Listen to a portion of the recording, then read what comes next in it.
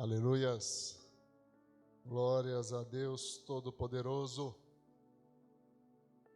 Tem outro lugar melhor para estar?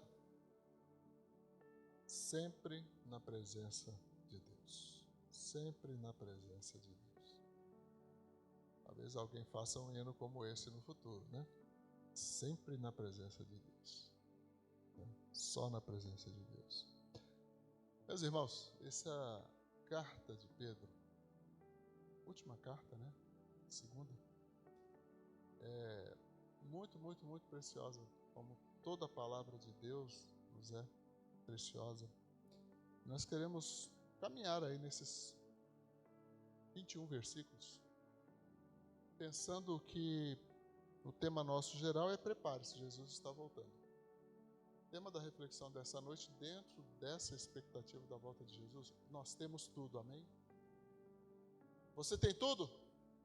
Dá glória a Deus. Glória a Deus. Agora, o tudo que nós temos é suficiente?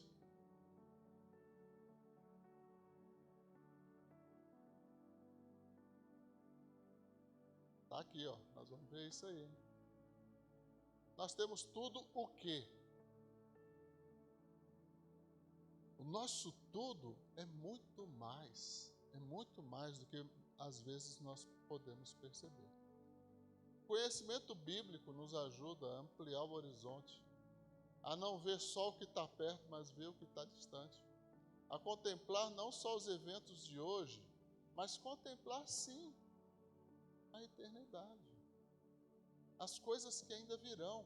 Talvez vejamos fisicamente, talvez não, mas uma coisa nós sabemos, vai acontecer.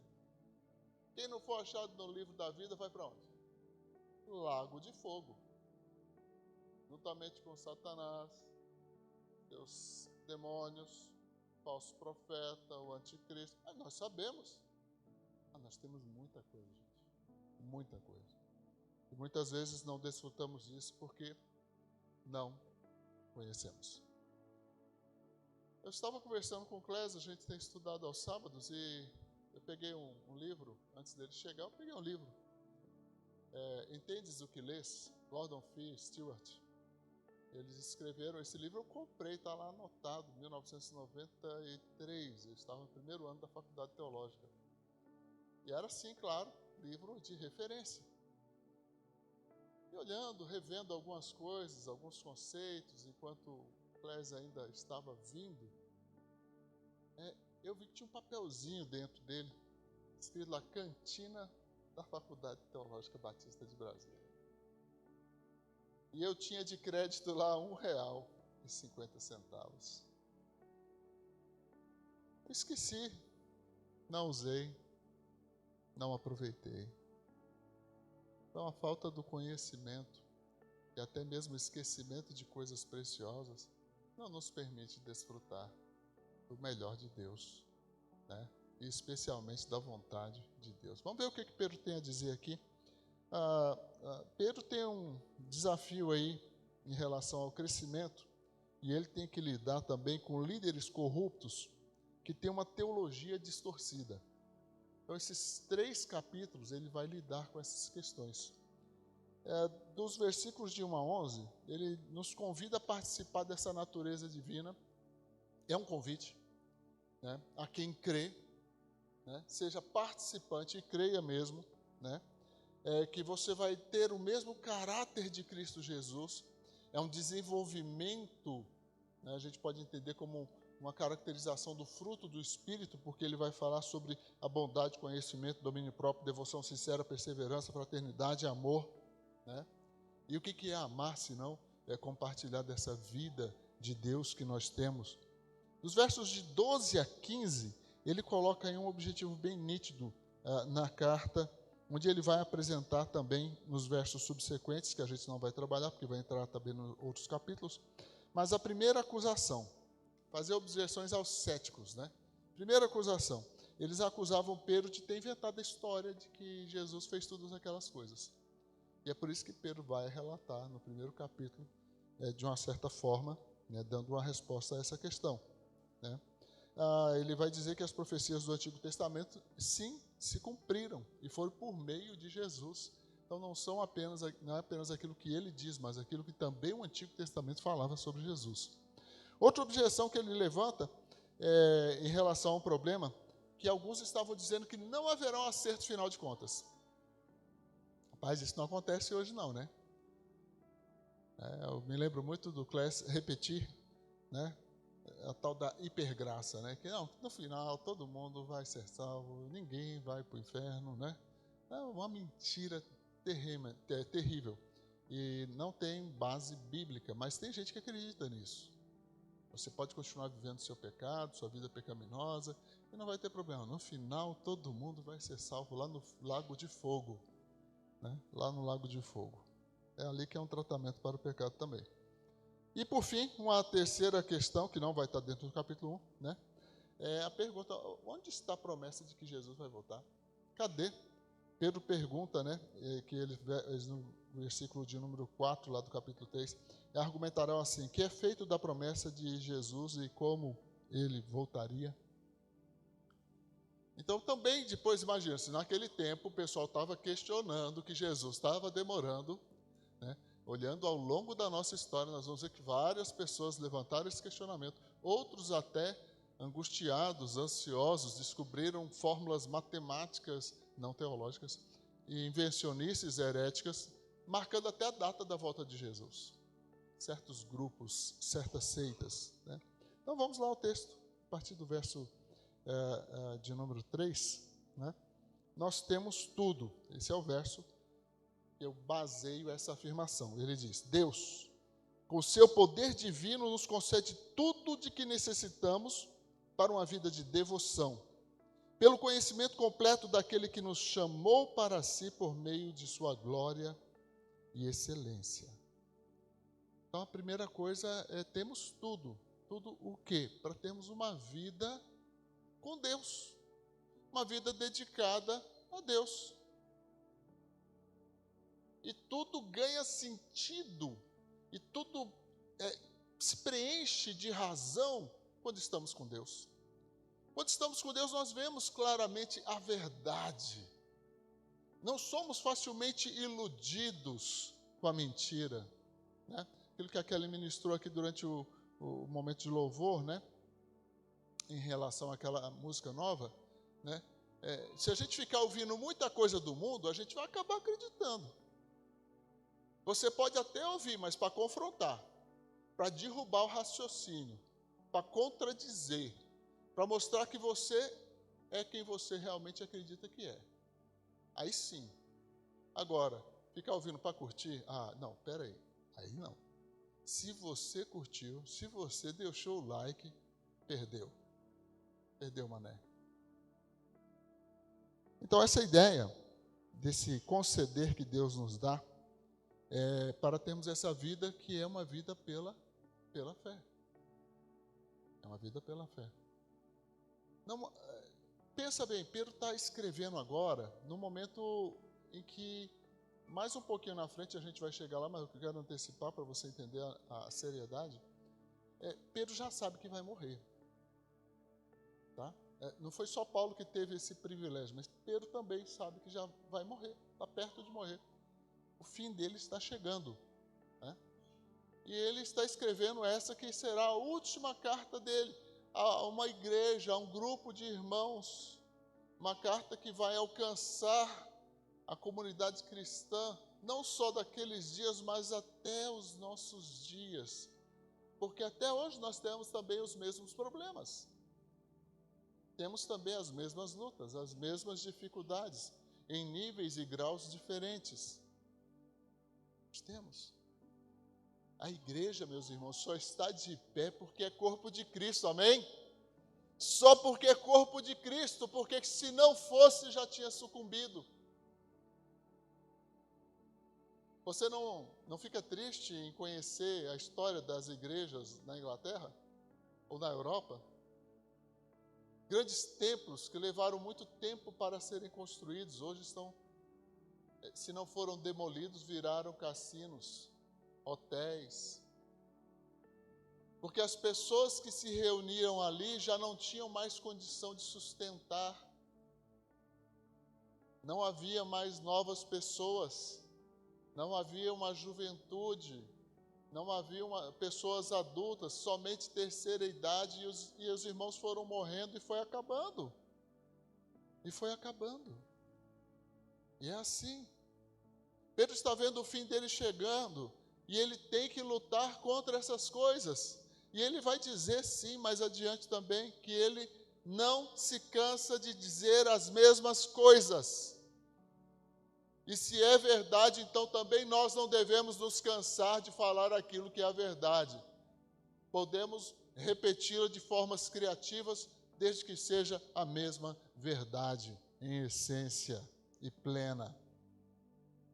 Então ele diz que por meio dessa vida de devoção, um conhecimento completo daquele que nos chamou por si mesmo para sua glória e excelência. E ele diz no verso 4, por causa dessa glória e excelência, ele nos deu grandes e preciosas promessas. Quando a gente fala de grandes e preciosas promessas, em geral as pessoas pensam em quê? Né? Vou ficar rico. Né? Na Bíblia não tem a promessa de que você vai ficar rico. Quer ficar rico, como disse já um grande pregador, vai trabalhar. Aprenda a investir. Né? Aprenda a fazer alguma coisa, crie alguma coisa, mas porque simplesmente a religiosidade, o seu relacionamento com Deus vai te enriquecer, sim, lá, bênçãos celestiais, mas aqui, não necessariamente. Né? Certas igrejas que ficam pregando, né, principalmente aquela do Pare de Sofrer, fica pregando que, todo crente aqui da nossa igreja vai ficar rico. E a igreja fica cheia. Eu não sei, eu nunca vi tantos milionários numa igreja.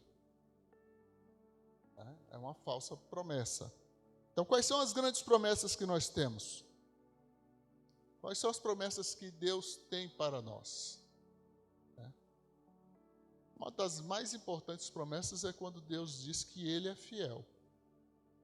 Você pode acreditar no que Deus fala, porque é verdade. Seja todo homem mentiroso e Deus verdadeiro. A orientação que eu dou para quem tem dúvida sobre o porquê Deus faz algumas coisas que a gente fica até assombrado, que a gente pode ficar até chateado. Mas saiba de uma coisa, Deus sempre tem razão. Deus sempre tem razão. E o idiota vai e vem com aquele ensino esquisito, dizendo que você tem que perdoar Deus. Não vou nem entrar nessa questão, porque isso é uma abominação exegética. Não tem cabimento. Eu perdoar Deus? Misericórdia, Senhor. Eu é que preciso ser perdoado por Deus. Eu é que sou um miserável pecador nessa história. E Deus sempre está certo. Né? Então Ele nos deu essas grandes, preciosas promessas que Pedro diz, são elas que permitem a vocês participar da natureza divina e escapar da corrupção do mundo causada pelos desejos humanos. Então nós cantamos aqui que não queremos voltar atrás, não queremos, nós queremos, na verdade, prosseguir, jamais voltar atrás. Nós temos aqui as promessas de Deus, e essas promessas nos fazem participantes da sua natureza divina. Queridos, não é só quando na teologia batista a gente entende que o final do processo de salvação culmina e transborda na glorificação, quando o seu corpo for glorificado. Tá? Ponto final. Beleza. Mas até lá, você foi justificado, amém? Você recebeu o perdão de Deus e foi declarado justo. E durante toda essa caminhada, é um processo de santificação, em que há uma interação entre o Espírito Santo de Deus que opera em nós e nos dá a condição de vencer todo o pecado, de dizer não para o pecado, de permanecer firme até o fim. É disso que se trata. E é essa natureza que vai sendo formada em nós, que é da semelhança de Jesus Cristo. É o nosso alvo. Você quer ser como Jesus? Você quer ser como Jesus? Não tem outra maneira mais importante de você agradar a Deus do que ser como o Senhor Jesus. Na sua conduta, na sua fé, no seu caráter, na sua entrega, na sua obediência até a morte e morte de cruz. Temos então essas grandes e preciosas promessas que nos fazem vencer o mundo. Negue a si mesmo. Tome a tua cruz. Siga Jesus. Não tem vida melhor. Não tem vida melhor. Mas há quem discorde, há quem não queira. E Pedro vai enfrentar algumas dessas dificuldades. E aqui eu coloquei assim, nós temos tudo, então façamos o máximo. É o que Pedro está dizendo. Temos tudo. Então se esforça. Faça o máximo. Dê o seu tudo. Afinal de contas, quando Deus decidiu nos salvar, Ele entregou tudo ali. Ele entregou o seu próprio filho para morrer no meu lugar, no seu lugar. É disso que se trata a salvação. A salvação se trata de um morrer por todos, para que todos possam viver por meio de um. É disso que se trata a salvação. E foi uma entrega porque ninguém poderia fazer isso. Ninguém. Não havia um homem, ao longo de toda a história da humanidade, não houve um homem que fosse capaz, que tivesse a condição de se apresentar como Cordeiro de Deus, puro, santo, imaculado, impecável, para se oferecer como um sacrifício a Deus. Não havia. No verso 5 ele diz, olha, diante de tudo isso, de toda essa caracterização de que temos tudo, e tudo porque a nossa natureza é mudada quando nós cremos em Cristo Jesus.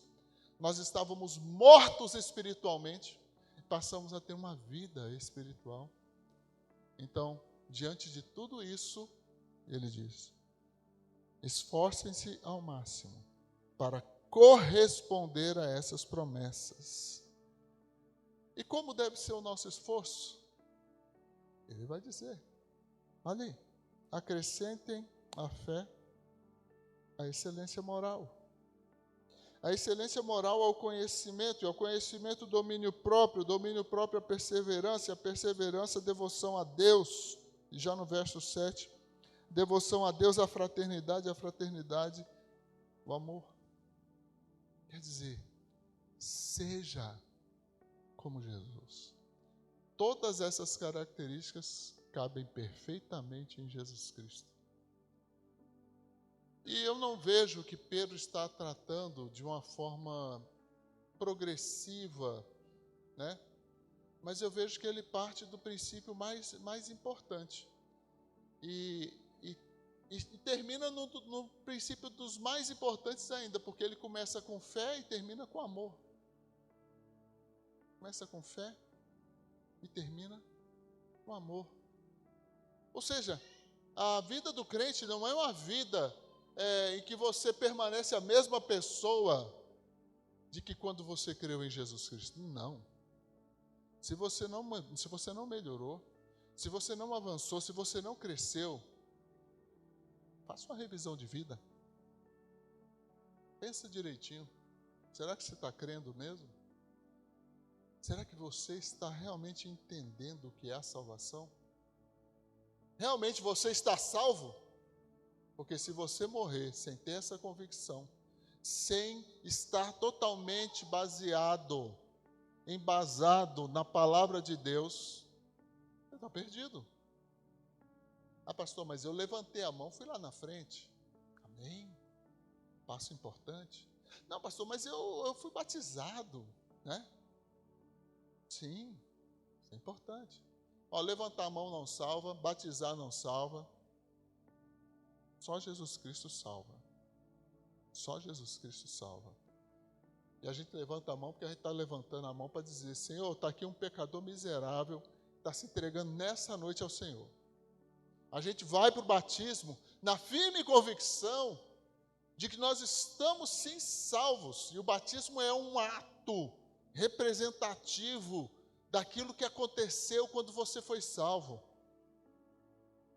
Você afunda para dizer, olha, eu morri para o mundo, não volto atrás. Eu morri para o mundo.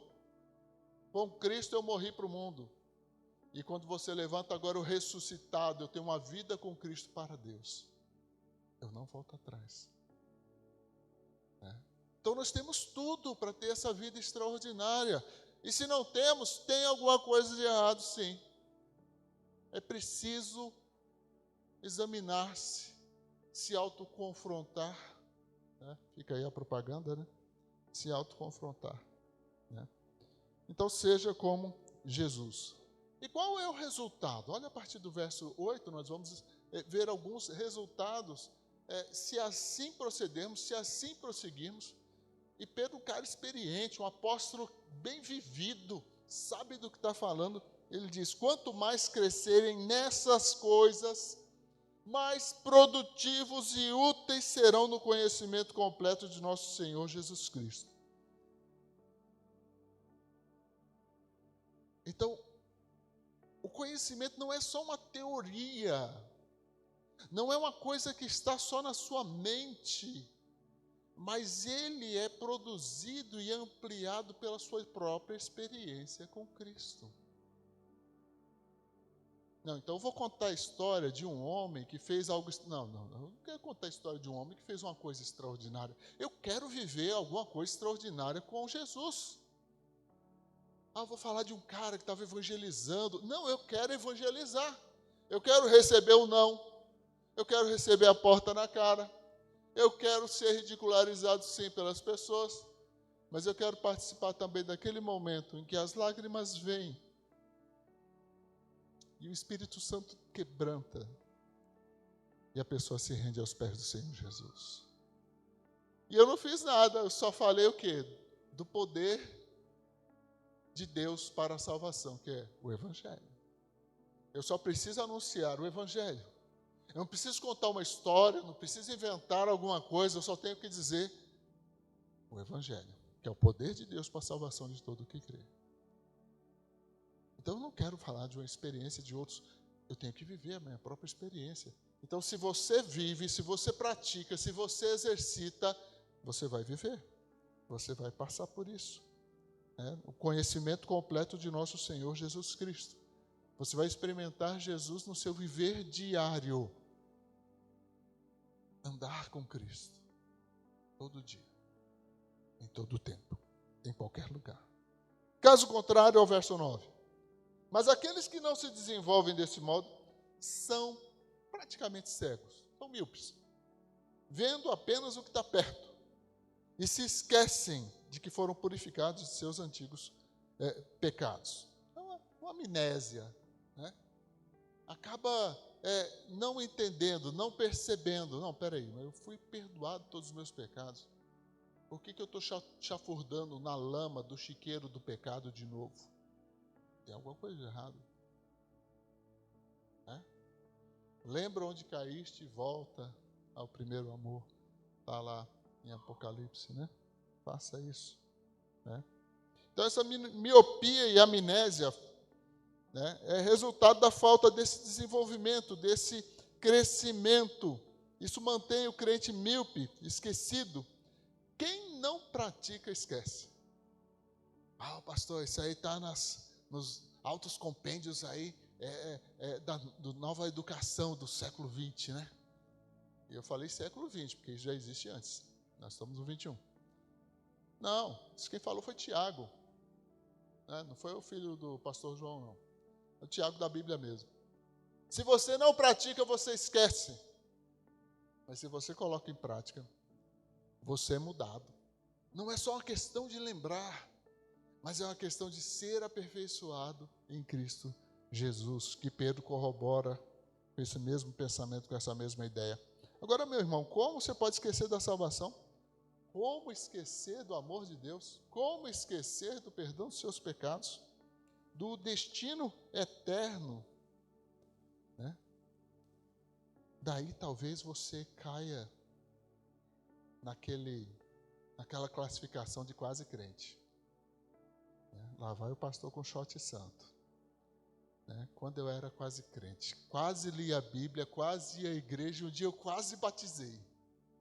Quando eu era quase crente. Essa é uma música, no meio cristão, e chama atenção por essa questão de que os atos externos podem parecer que você é crente.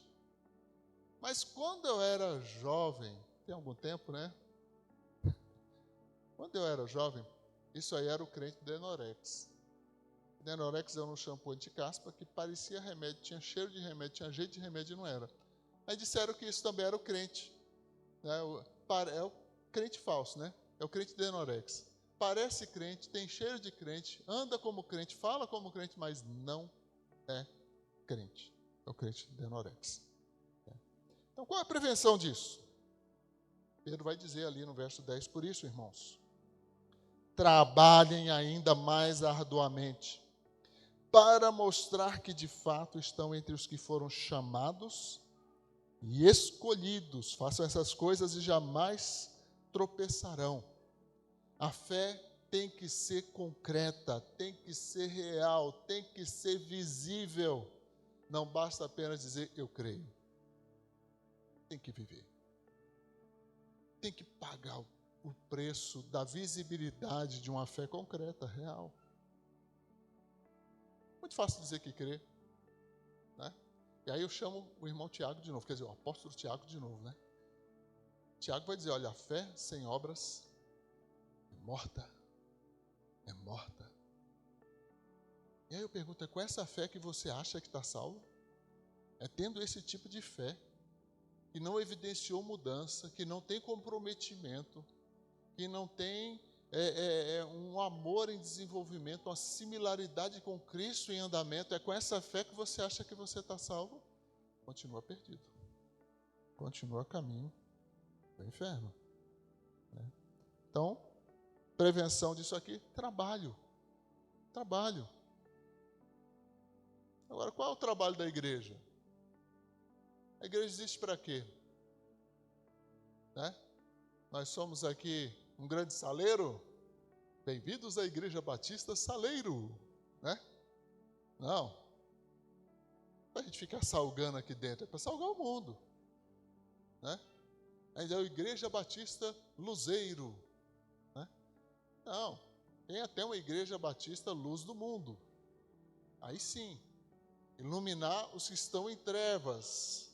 Porque o papel da igreja é esse. Nós somos salvos, Nós somos chamados para a salvação, para a santificação e para o serviço. Para o serviço. E há vários serviços na igreja. A irmã Cíntia convocou aqui. Nós precisamos também de pessoas que intercedam. Pessoas que estejam orando por aquilo que nós estamos fazendo em nome de Jesus, para que o Senhor continue nos guiando, para que o Senhor nos dê forças para vencer, coragem para falar, amém? E para que não envergonhemos o Evangelho, que o Senhor nos repreenda, que o Senhor nos corrija. Mas nós precisamos de intercessores. Quem acha que oração não é importante, é a primeira coisa, é a oração. Depois a ação. Depois vamos agir. E ele diz então ali no verso 11, para fechar essa questão do resultado, assim sua entrada no reino eterno será, ou no reino eterno de nosso Senhor e Salvador Jesus Cristo, será acompanhada de grande honra.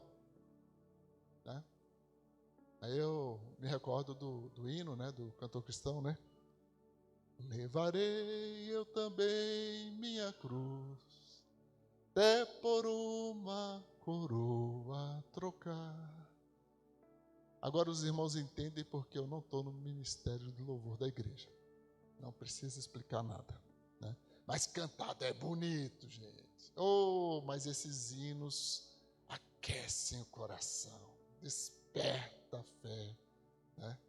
Eu até gostaria assim que, de repente, em algum momento alguém falasse, Eu conheço várias histórias dos hinos. E é edificante saber algumas informações sobre seus compositores. É muito legal isso. É edificante mesmo. Outro ponto aqui importante dentro dessa fala de Pedro, a partir então já do verso 12 então em diante, jamais esqueça a verdade. A verdade é importante? Olha, às vezes o crente vive como se não pudesse suportar a verdade. E é mesmo, sabe? Tem algumas pessoas que não aguentam a verdade. Porque a verdade incomoda. A verdade tira você do seu ponto de conforto, sua zona de conforto.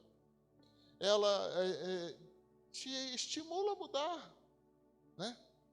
Mas aí se você botar um cobertorzinho quente, se acomodar no sofá, ficar quietinho, essa vontade vai passar. Tá certo? É assim que muitas vezes, infelizmente, funciona.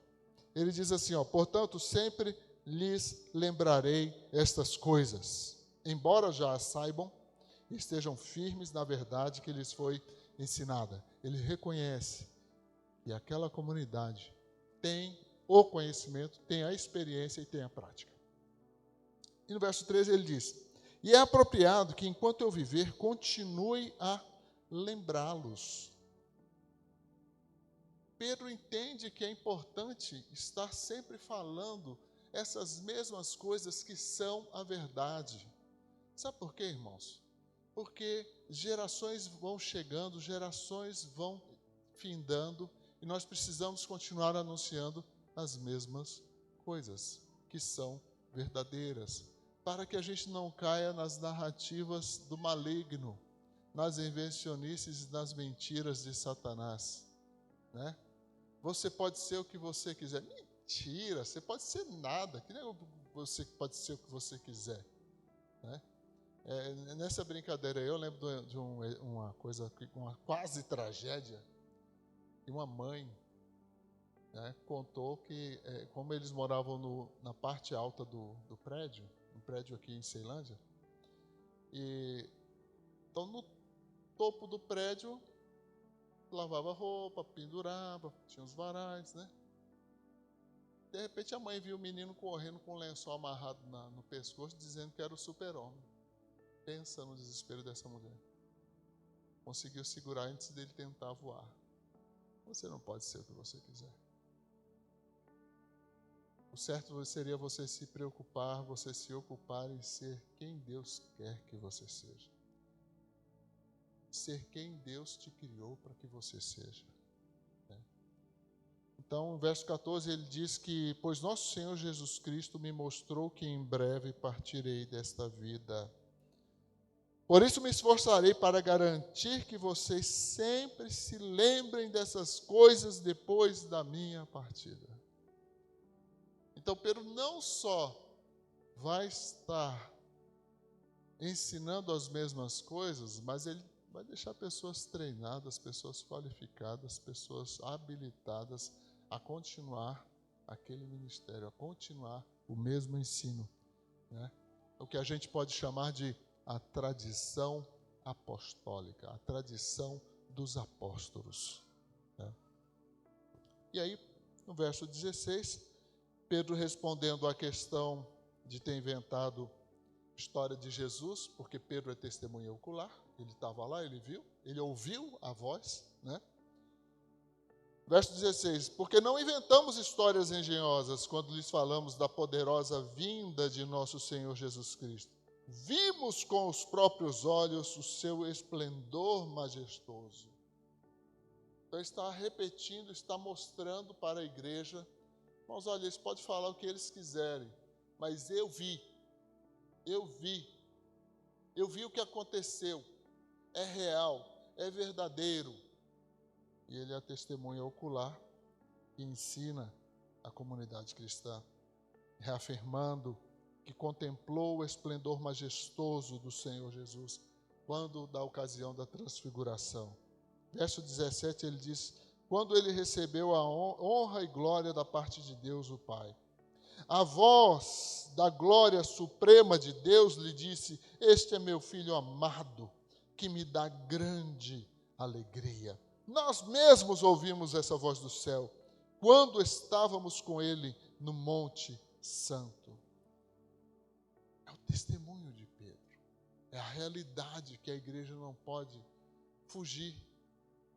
Já naquele tempo ele estava sendo acusado então de ter inventado isso, né? Ter inventado isso. Embora outros pudessem testificar, porque não estava somente Pedro ali, né? Haviam outros 2 discípulos que poderiam testificar daquilo que aconteceu. Agora, não só isso, né, meus irmãos? Nós temos também o testemunho, e Pedro vai dizer, o testemunho luminoso dos profetas, né? Ali no Antigo Testamento, que falam das coisas que iriam acontecer com o Messias, o ungido de Deus, o Cristo nosso, né? Ele diz então no verso 19: além disso, temos a mensagem que os profetas proclamaram, que é digna de toda confiança. Prestem muita atenção ao que eles escreveram. Pois suas palavras são como lâmpada que ilumina em lugar escuro, até que o dia clareie e a estrela da manhã brilhe no coração de vocês. É um processo, meus irmãos. É um processo que começa com Deus. Não é você que começa isso. Começou com Deus. Deus decidiu que iria salvar. Ponto. E nós temos que acatar aquilo que Ele disse, do jeito que Ele disse, da forma como Ele quer. De que adianta, meus amados? De que adianta eu dizer, não, eu acredito em Deus, eu até repeti hoje na aula de manhã. Eu acredito em Deus, eu tenho fé em Deus, mas do meu jeito. O seu jeito não funciona. Tem que ser do jeito que Deus determinou, do jeito que Deus quer. Que adianta eu dizer que eu quero fazer do meu jeito, se Deus já disse que é do jeito dele, eu vou ignorar? Afinal de contas, Deus é importante ou não? Ele é o principal ou não? Não tem Deus em segundo lugar. Quando Jesus falou que o principal mandamento é a priorização de Deus, amar a Deus acima de tudo, e com tudo que nós somos, não tem como Deus ficar em segundo lugar. Não podemos fazer diferente. É algo que começa com Deus. E por fim, versículos 20 e 21, Pedro, encerrando esse capítulo, ele de uma forma brilhante vai dizer: acima de tudo saibam que nenhuma profecia nas Escrituras surgiu do entendimento do próprio profeta, nem de iniciativa humana. Esses homens foram impulsionados pelo Espírito Santo e falaram da parte de Deus. Então Pedro fecha o argumento dele contra essa mentira de que ele inventou uma história sobre Jesus. Ele aponta para o seu testemunho ocular, seu testemunho pessoal. Ele aponta para as profecias no Antigo Testamento. Mostra e diz como elas são preciosas e como elas iluminam cantos escuros. E aí ele arrebata com um argumento final dizendo: olha, e aquilo que eles disseram, que os profetas dizem, não veio da cabeça deles, não veio do imaginário. Diferente do que a gente vê no começo de algumas seitas, né? Algumas seitas começam assim: um anjo apareceu e entregou umas placas de ouro escrito o novo evangelho para a América. Um novo evangelho. Se tivesse lido a Bíblia, ia entender que Paulo falou: ainda que um anjo chegasse e anunciasse um outro evangelho, seria maldito. Mas nem isso ele leu do apóstolo Paulo, mas inventaram isso aí. E assim também surgem muitas e muitas outras mentiras e seitas heréticas, né? Que infelizmente estão aí para enganar. Mas é importante entender que foi Deus quem inspirou esses homens. E Deus usou esses homens, com toda a limitação do homem, Deus usou. Deus usou. E o homem serviu de instrumento de Deus para que ao longo de 1.600 anos, né, com diversos homens usados por Deus, nós pudéssemos hoje ter a Bíblia e a palavra de Deus. Homens impulsionados pelo Espírito Santo. falaram da parte de Deus. Então nós temos tudo, eu comecei a dizer, nós temos tudo. Temos tudo para ter uma vida de piedade, uma vida na presença de Deus, diante de Deus. Temos tudo. Mas usufruímos? Quero fechar apenas mostrando aquilo que Paulo falou a Timóteo, dizendo, na sua última carta também, porque Paulo também já sabia que estava chegando o tempo dele. Ele diz: toda a escritura é inspirada por Deus e útil para o ensino, repreensão, correção, para a instrução na justiça, para que todo homem de Deus seja apto e plenamente preparado para toda boa obra. Então, nosso propósito não é aumentar o conhecimento, mas é conhecendo, praticando e sendo transformado. Amém? Temos tudo. Temos tudo. Então não vamos viver como quem não tem nada. Não viva na pobreza da espiritualidade vazia, da espiritualidade que toma emprestada a experiência do alheio. Viva a sua própria experiência com Deus. Assuma quando você fracassar. Assuma quando você errar. Agora, quando der tudo certo, dá glória a Deus. Porque foi por causa dele que deu certo. Vamos ficar em pé. Assim, pelo fato de que temos tudo, eu quero te desafiar, você que ainda não creu em Jesus Cristo como seu Senhor e Salvador. Prepare-se, Ele está voltando. Se Jesus voltasse hoje, qual seria a sua situação?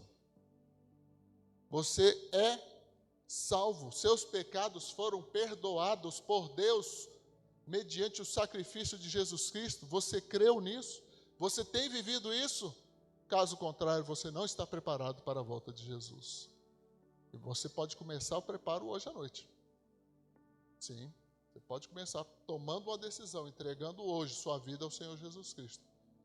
Como pecador que você é, vindo aqui à frente dizendo: olha, eu sou pecador, eu quero o perdão dos meus pecados, eu estou me entregando a Jesus, para que Ele seja meu Senhor e meu Salvador.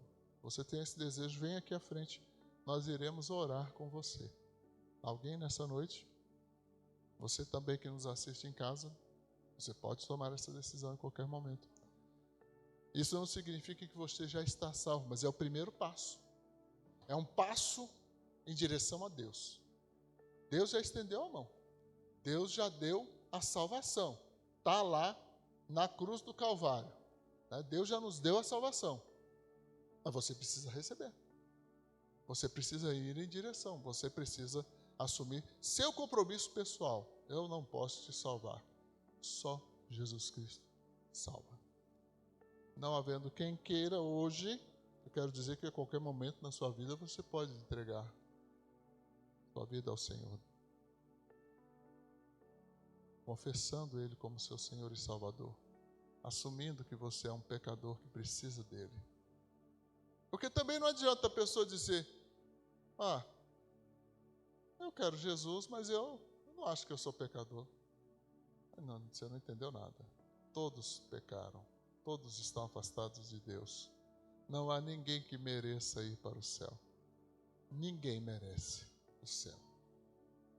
Ninguém. Vamos fechar os nossos olhos, orar nesse momento, para que a salvação em Cristo Jesus, essa convicção aumente em seu coração. E que você se sinta desafiado a ler mais a Bíblia. Ela fala: não, hoje eu vou chegar em casa e vou terminar de ler a segunda carta de Pedro. Quero ver mais. Quero comer mais um pouco.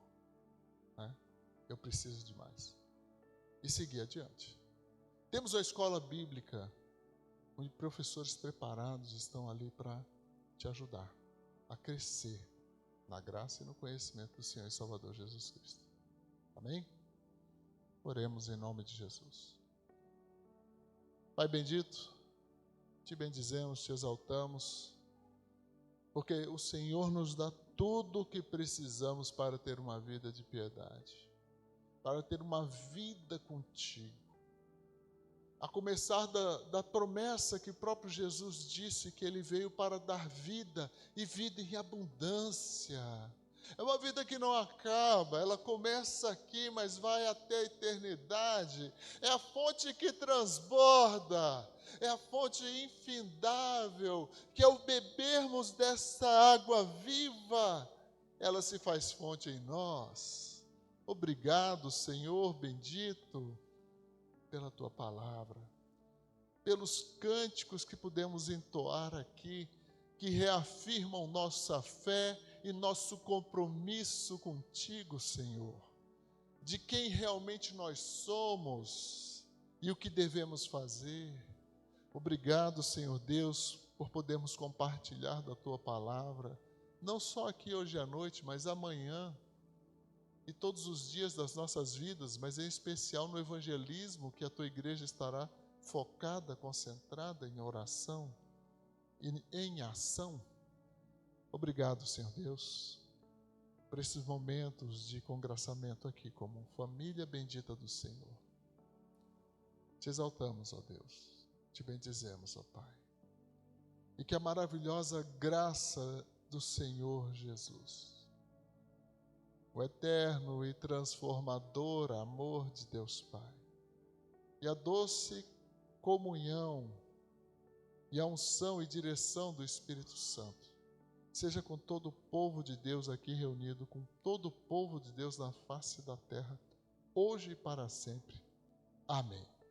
Amém. Deus abençoe, uma ótima semana em nome de Jesus.